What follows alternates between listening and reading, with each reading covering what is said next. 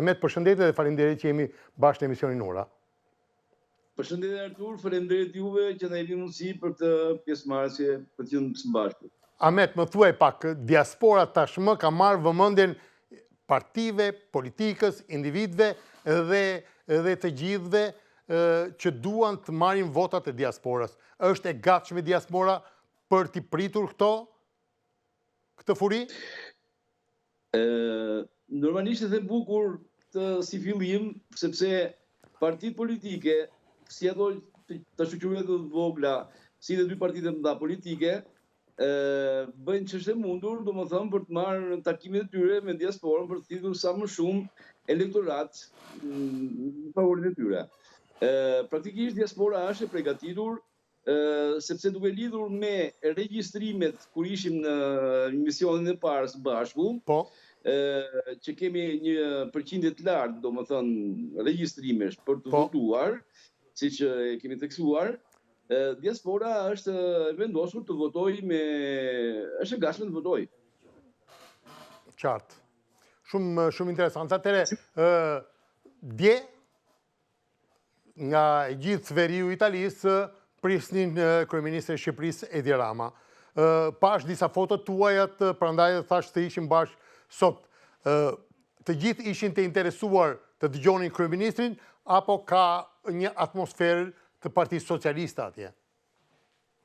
Ka njerëz me pikpyetje? Atëre, unë mendoj paktën sepse nga Brescia, për thënë drejtën, ishim 360 veta, jo pak, për një qytet si Brescia e provinca, që është, si thosh, numri më i lartë i që është mbledhur ndonjëherë për PS-n. Normalisht, këta 360 persona që ishin janë të shoqatës tonë, normalisht, dhe kam bindjen 100% që votojnë në favor të PS-s. Sigurisht, aty në Milano dje, ishte një atmosferë shumë e mirë, një pritje e mrekullueshme nga njerëzit, me edukat, me kulturë, pa rëmuja, pa zhurmë, pa probleme, sepse në takimin e parë që është bërë dikur në Milano, para një viti, që nuk ishte për elektorat, domethënë për themi elektorat politik, ishte domethënë për diçka tjetër. Pati një farë, një 7-8 veta, bën një farë lëmuj që detyrimisht stuartët i nxorën jashtë, domethënë policia i nxori jashtë. Këtë radhë ishte pas një ekses, pas një problem, një pritje ju bë shumë e mirë kryeministrit Shqipërisë. Ai sigurisht tha fjalën e vet, dha premtimet e tij. Tani, meqense se jemi këtu, Ahmet, kur më thu kryeministri dha premtimet e tij, domethënë ka shtuar vëmendjen ndaj diasporës në Itali. Çfarë premtoi ose çfarë programi afër diasporës propozoi? Programi i Partisë Socialiste është një program i qartë, pak më kështu e mendoj unë, sepse mbi të gjitha ai premtoi këtë gjë, që jemi si thosh në atë përpjetjen e fundit, na duhet dhe një dorë për të çuar Shqipërinë në Europë në vitin 2027. Edhe kjo shprehje u prit me shumë mbroritje, me shumë kënaqësi nga gjithë pjesëmarrësit në sallë. Salla ishte, mos gaboj, 4.000 ca vende, s'kisha si vend, bilete sipër në një hall sipër, domethënë ti balkoni, edhe aty ishin mbledhur shumë njerëz të tjerë. U prit me shumë entuziazëm.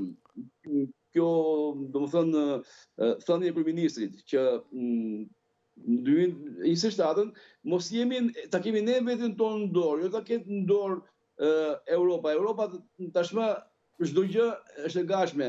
Ne, domethënë, si është e gatshme Europa? Është e gatshme Europa të na fus ne shpejt. Ajo gjithmonë ka standardet e veta. Ka standardet e veta, patjetër, por është e gatshme nëse ne plotësojmë këto standarde të fundit. Në 2027 premtojmë që ne standardet i plotësojmë të gjitha. Kjo është, ne kemi veten tonë në dorë tani. Kjo ishte thënia, domethënë, kërkesa e kryeministit që të jepësh një ndihmë nga elektorati, themi elektorati saj, qofte elektorati gri, që jashtë që themi ne gri, që është e likundur. Por ne s'kishim elektorat gri as pashun aty. Ishin tepër entuziastë të personat, të gjithë ishin vendosur për të votuar për sën. Kjo është realiteti. Qartë. Ahmet, tashmë janë përcaktuar pak a shumë ata që do votojnë dhe shumë prej diasporës pristin të ishin kandidat për deputet. Kjo pikë i ka zhgënjyer pak? Nuk di shumë zhgënjim, Artur. Megjithëse është për të zhgënjyer, nuk u bë qartë tërësisht ky problem i kësaj. Pastaj, unë do votoj për një parti, X parti, do votoj njësoj sikur jam në Tiranë, në njësinë administrative numër 7 në Tiranë. Po flas vëmendja ndaj kandidatëve nga diaspora nuk është aq e madhe, por duhet që vota e diasporës na mbaj pushtet ose të na hyp në pushtet. Këtë kanë partitë politike. Normalisht është kjo, sepse faktikisht mese partitë politike, për mendimin tim, do të kishin një qëndrim më të qartë me diasporën. Të pakën diaspora të kishte përfaqësuesit e vet në parlament. Ndoshta mund t'i kenë qeverisje në administrim? Ndoshta? Nuk e di. Është më pra këtë kur prandaj them do vi sërish Edi Rama në Milano ose më poshtë dhe mund t'i thoni, a mund t'jemi pjesë e qeverisjes nga diaspora? Interesant është si vend veprim, apo jo? Do kemi një takim dytë me Edi Ramën, do kemi në Tiranë përfaqësuesit e diasporës, kemi ne, unë dhe 15 të tjerë. Qartë. Dhe këtu do sqarohen shumë probleme, sepse në atë miting të madh, domethënë që ishte aty në Palatin Kongresit Milano, nuk ishte mundur, bile jemi direkt në linje dhe s'mund të flas çdo gjë hapur, nuk ishte mundur për të bizeduar. Bizeduam me kryeparlamentaren Spiro Palin, bizeduam me ministrin Balla, por jo me kryeministrin për disa motive. Për disa motive. Që këto gjë do lihet një takim të dytë në Tiranë. Pra ka një projekt, ka një program për më tej për diasporën. Pra ju thret këtu një grup të zgjedhur prap do shpërndahet prap në këto idera. Më të qarta drejt diasporës. Po do jenë të sqaruara gjërat. Do jenë të sqaruara gjërat. Dhe do jetë gjë shumë e mirë që në qeverisjen e ardhshme, në rast se Partia Socialiste fiton, duhet ketë edhe pjesëtarët e vet nga diaspora. Sa? Nuk e di. Nuk përcaktoj. Varet se përcaktoj domethënë rregullat që janë. Ajo që dua të pyes, sa mund votojnë nga Italia, total ata që janë regjistruar? Mua më intereson numri i votuesve se sa për kë votojnë. Një numër të saktë se partia ime është diaspora. Nuk mund të jap dot. Por se është pa mundur të jap dot.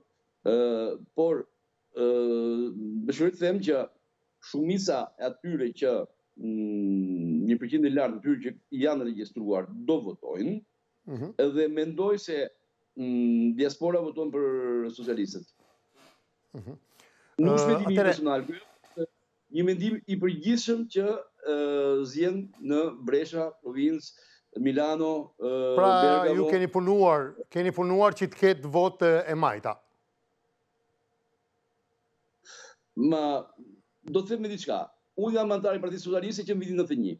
Po flas, është punuar nga sektorët si majtas, djathtas për partitë e tyre. Domethënë, ajo pyetje duhet bëj ta bëra edhe herën e parë. E ndjen që diasporën tashmë e kemi në dy kampe, majtas dhe djathtas? Nuk mund të them se kemi në dy kampe. Mund të them se e kemi 30% djathtas dhe 70% majtas. Nese, kampe janë ato, njëri më i madh, tjetri më i vogël. Dakor, në dy kampe, drejt, shumë bukur e drejt është, në dy kampe, por ka dhe, domethënë, atë Sabas ka, Sabler ka o 30% i diasporës me 70%. Qartë. Pra, Shumë si shumë lartë. ka partit mëdha, partit vogla, 30%, 20%, 5%. Domethënë janë frika ime ishte ndasia politike në diasporë, kurse votat shkojnë të vinë ashtu siç e mendon secili. Siç e mendojnë personat. Sepse asnjë nuk mund të votoj i kushtëzuar, ose domethënë si them, duke i bërë një propagandë e tjerë. Qartë. Secili voton mendimin e vet, dëshirën e vet. Unë shoh këtu në bazë sondazheve të mia, të grupit tim, nuk flas mia personale, por kemi grup jo të pakët, e tepër të zgjedhur, që Brescia Provinca voton 70% për Partitë Socialiste. Kjo janë shifrat studimeve tuaja, asaj censusit që keni bërë. Atëherë më thuaj, hapur do shkoj diaspora të votoj e tëra, si që është regjistruar, kjo është pyetja fundit. A besoni ju, apo të majtë do votojnë të gjithë, pastaj të tjerët bëjnë që të duan? Jo, nuk unë sa them kur të gjë, edhe pse jam i majtë, nuk do të them që të shkojnë të majtë të votojnë, edhe të tjerët bëjnë që të duan. Unë i bëj thirrje të gjithë elektorateve të ndryshme, si atë të PS-s, të majtëve, si të djallëve, kushdo shqiptar që është regjistruar, domethënë për të votuar, duhet të votoj në bazë të asaj që ai mendon që është më mira. Pa u kushtëzuar nga askush tjetër. Qartë. Edhe pyetja e fundit është kjo, të rinjt në Itali janë të gatshëm të votojnë? Më pak se ne. Më pak se ju. Amet, falenderoj sepse këto pyetja doja bëj edhe Jozefit, kam Jozef Radin në studio, e kam thirrur në fakt për artin dhe e tij dhe potencialin e familjes, por nuk do i shmang dot edhe votën e të rinjve të diasporës. Faleminderit Amet që ishim bashkë sot dhe e solla atmosferën që kishte kryeministri në Milano. Ishte një kënaqësi e madhe për mua dhe ju falenderoj juve. Respekt të dashur miq, që dua të falenderoj Ametin sepse si thon i vendosi punët që duhet ishte në emisionin Ura.